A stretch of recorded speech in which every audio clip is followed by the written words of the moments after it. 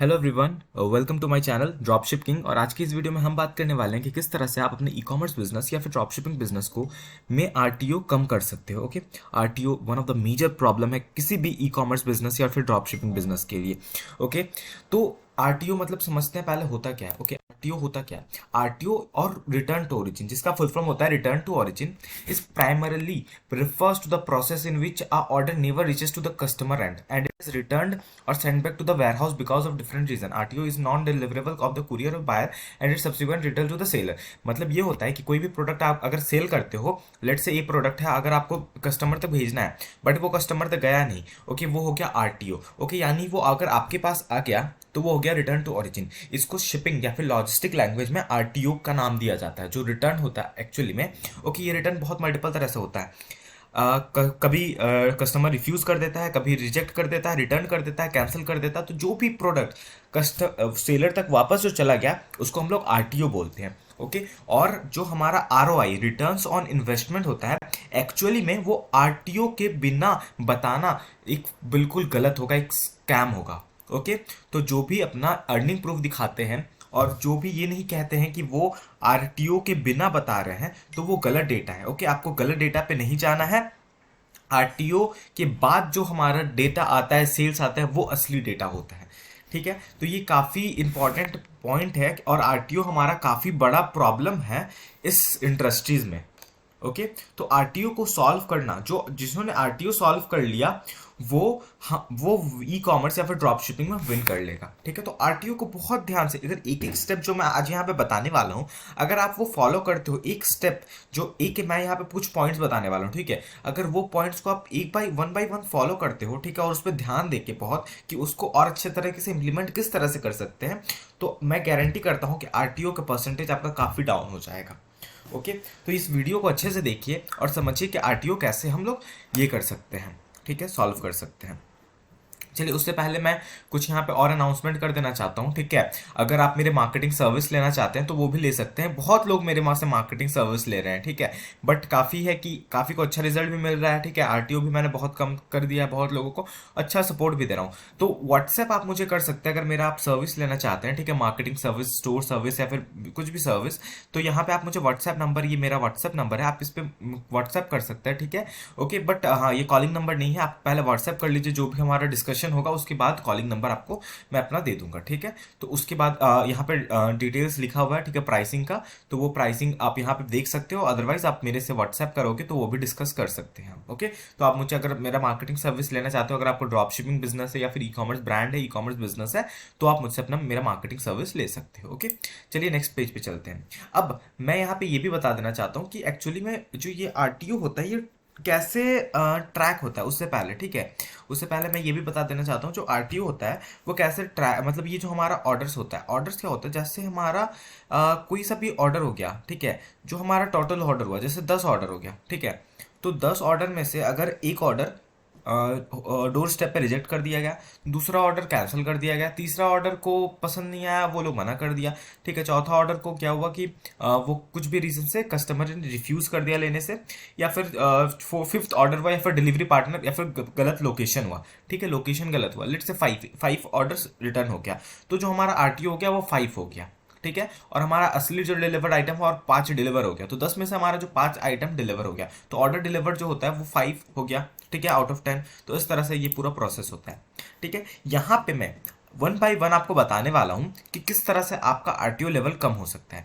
But जो सबसे important है वो मैंने मेंशन नहीं करा है, क्योंकि वो मैं चाहता हूँ कि आप सभी को पता ही होगा, that the quality of the product. ठीक है, quality of the product has no alternative. Okay, कोई भी ऑल्टरनेटिव नहीं है जो क्वालिटी ऑफ द प्रोडक्ट को चेंज कर सकता है। सबसे जो मेजर है, क्योंकि ये मैं कंसिडर करके चलता हूँ कि ये सभी आपको पता होगा, इसीलिए मैंने वो यहाँ पे मेंशन नहीं करा है। ठीक है, quality of the product is the most important thing, आपको इस पर ध्यान देना है। जो हमारा नंबर 1 है जो मैं यहाँ पे बताने वाला हूँ वो है share crystal clear product information. एक प्रोडक्ट हो गया, बहुत लोगों को मैंने देखा, एक प्रोडक्ट हो गया, उसके ऊपर उन्होंने कुछ पॉइंट्स लिख दिए, ठीक है, बट वो नहीं करना है। हमें एक अच्छा सा डिटेल इन्फॉर्मेशन लेना। अगर कोई प्रोडक्ट है, अगर वो ऐसा है कि वो एप्लीकेशन है, उसका एप्लीकेशन बताइए। कुछ ऐसा है जो हाउ टू यूज़ का डिस्क्रिप्शन उनको पता होना चाहिए प्रोडक्ट डिस्क्रिप्शन में, वो बताइए हाउ टू यूज़। इमेजेस के साथ बताइए, वीडियोस के साथ बताइए, जीआईएफ के साथ बताइए, बट आपको प्रोडक्ट डिस्क्रिप्शन बहुत ही अच्छा रखना है, ठीक है, तभी कस्टमर जो है वो लेगा। और वो अगर प्रॉब्लम के साथ लेगा तो वो रिटर्न नहीं करेगा, ओके। और अगर वो बस मैनुअली आता है और कैश ऑन डिलीवरी कर देता है तो फिर वो दिक्कत है, ठीक है। अगर बट वो प्रोडक्ट इन्फॉर्मेशन को देखता है, समझता है और उसको लगता है कि वो नीड है तो फिर वो जरूर लेगा, ठीक है। दूसरा चलते हैं, वेरीफाई कॉन्टैक्ट डिटेल। वो is one of the measures, okay, major point है। कभी कभी क्या होता है कि कॉन्टैक्ट डिटेल्स वेरीफाई नहीं हो पाती है कस्टमर की।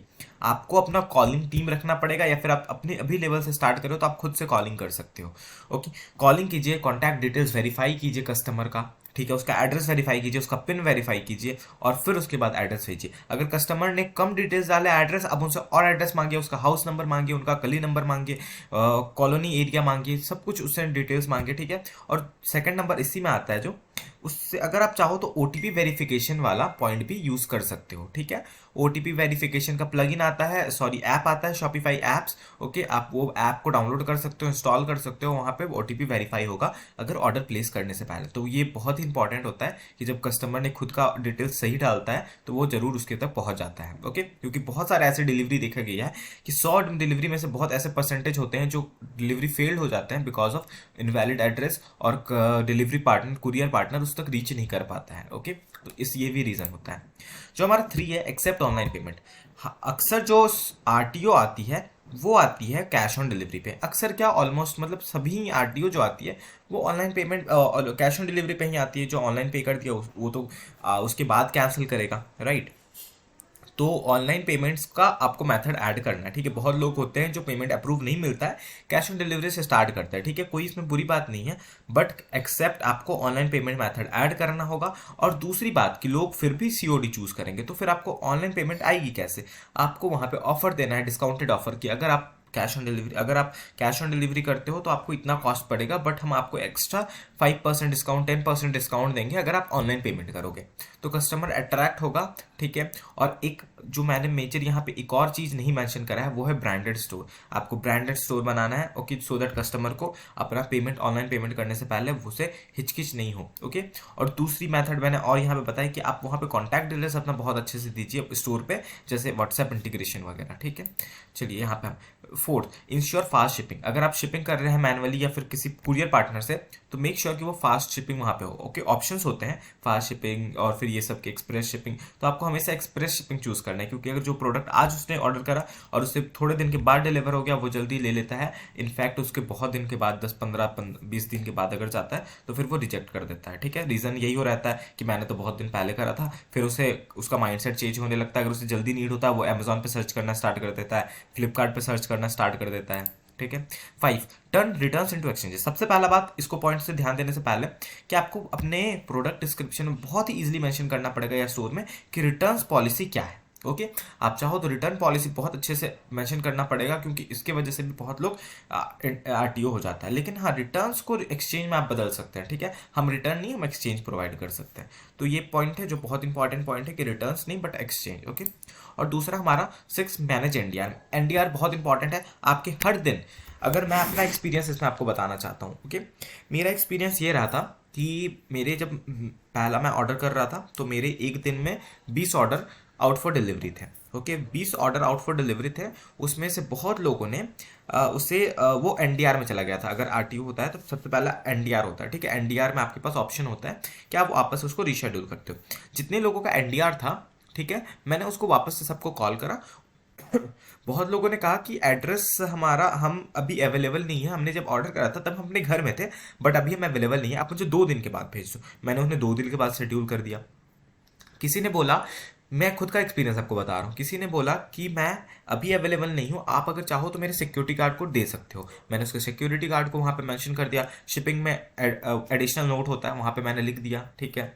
फिर आप चाहो तो, और मतलब ये सब तब है जब आप शिपिंग कुरियर पार्टनर से करोगे, वरना फिर आप रोपोसो से भी कर सकते हो मैनेज एनडीआर, इसमें कोई दिक्कत नहीं है। बट हाँ, ग्लोरोड शायद प्रोवाइड नहीं करता, तो आप रोपोसो से कर सकते हो। अदरवाइज आप अगर चाहो तो खुद का प्रोडक्ट है तो फिर आप शिपिंग पार्टनर से ही चूज करो।